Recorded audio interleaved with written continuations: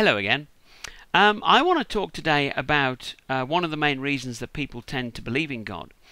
And let's be honest, one of the biggest attractions, one of the biggest draws, is this whole promise of eternal life. I mean, that is a very attractive idea, isn't it? This idea that, you know, it isn't just curtains, it isn't just kind of bink, lights out and nothing there. I mean, there is something to go on to. People like that idea. But think about it really. I mean, eternal life. I mean, would you really want that? Eternal life? I mean, say it to yourself in your head. Just say it over and over a few times. Eternal life. I mean, that's a fucking long time, isn't it? You know, oh, well, it's forever. I mean, it doesn't get any longer than that. Eternal life. Eternal freaking life. What would you do? What would you do? You know, I mean, there's only so many bloody tunes you can learn to play on a freaking harp to start with. I mean, what would you really do? I mean, you know, it staggers the imagination to think of that length of time. You just can't do it. I mean, it makes you think that if this idea of reincarnation is true, then, I mean, it wouldn't be too many millennia before you're asking to come back, would it? Yeah, send me back. You know, send me back as a man with no freaking legs. You know, anything. Just for something bloody different to do. Send me back as George Lucas. Just so that I know what it's like to be loved and hated in equally large amounts by exactly the same people. You know, that'd be weird, wouldn't it? Let me see what it's like to invent a wonderful space adventure and then slowly destroy it with each successive prequel, you know. Something like that. But I digress. But think about it. I mean, that bloody hell. I mean, God wouldn't want me up there for 5 frickin' minutes, never mind eternal fucking life. I'd soon piss him off. You know, I'd soon be going, come on! Let's answer some of these frickin' prayers! There's a bit of a bloody backlog here. Hey, look at these people starving down here. Come on, let's answer some of these. You know, and God to be there going, I've already answered those prayers. It's just that I said no, they can fuck off and die, you know. And I'd be saying, you know, but what about these hurricanes? Look at this fucking hurricane here. It's going to hit that town. They're all going to die.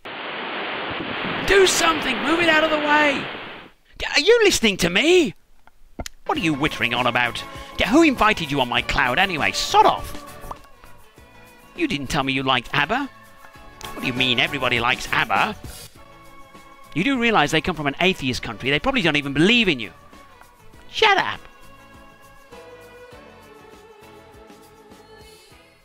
Okay, so we've had a bit of fun, but I want to get a little bit serious now because this naturally leads me on to the subject of prayer.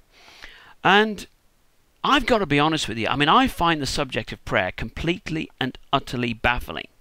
I mean, I didn't used to. I mean, like everyone else, you know, you know, when I was a real full-on believer in things, I don't know what the hell I am at the moment, to be honest. I mean, I tend to believe that there's bugger all, but I am open to the idea, like many of you, that I could be wrong on that. But you know, I'd pray like everybody else, and I never really analysed what prayer actually meant. You know, because it's strange when you think about it. I mean, there you are praying to this God, this supreme intelligence of the universe, right, supposedly, who created DNA, who has the mind to create the physical laws of the entire universe, to bind it together and have them so finely tuned and all this that, you know, they put forward as reasons for God's existence and everything. And there you are praying to this character, as if tiny little fucking insignificant you is going to be able to say anything that's going to hold sway or have any kind of persuasive fucking factor on anything that this fucking God does. You know? I mean, let's say you've got an ill relative who's in desperate need of something for them to live. I don't know what it might be. They've been in a car crash or something, and you know, the things are looking dodgy, and you pray to God. You know, I mean, do you really think that their life is going to hang in the balance based on what you say to God? You know, if you say the wrong thing, he's going to go, nah, you're going to die, man. You know, forget it. You know, or if you say the right thing, he's, oh, actually, you know, I hadn't thought about it like that. Yes, I'll let him live. Zap. No, that's not going to happen. God's already thought about this if he exists. He knows every angle, man. He's not waiting for you to put your hands together and say, please, you know. God, how arrogant to think that somebody else's life rests and hangs in the balance based on what you pray for or don't pray for. It's just nonsense. Do you know, I mean, I will concede there is one area of prayer that could be useful. And, you know, if you presuppose that God exists, of course. And that is if you're praying for something for yourself. And not like material things, but let's say that your life's completely in the crapper. And you realize it is, and you need to get yourself out of a rut. And you sort of, God, you know, I don't know what to do. I'm in a mess. I'm confused. Show me the light. Give me some indication of what I should be doing.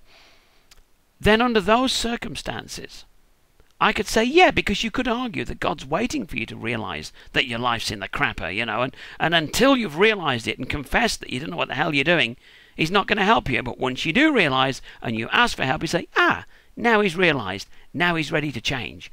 Zap, I'm going to help. Okay, I could kind of concede that as a point. But not when you're praying for somebody else. That's completely and utterly pointless. I mean, that's just pure bloody stupidity and arrogance to think that you can have any influence on God's choices concerning somebody else. As for me, do I pray for anything? Sure, yeah, I pray that my voice improves for my next video. That's one thing, because it's starting to go again. I'm going to shout much less next time. And what's the other thing I pray for? Well, I suppose I also pray that if God does exist, he doesn't watch these bloody videos. Other than that, I don't think there's much else. Anyway, till next time, take care. See you soon.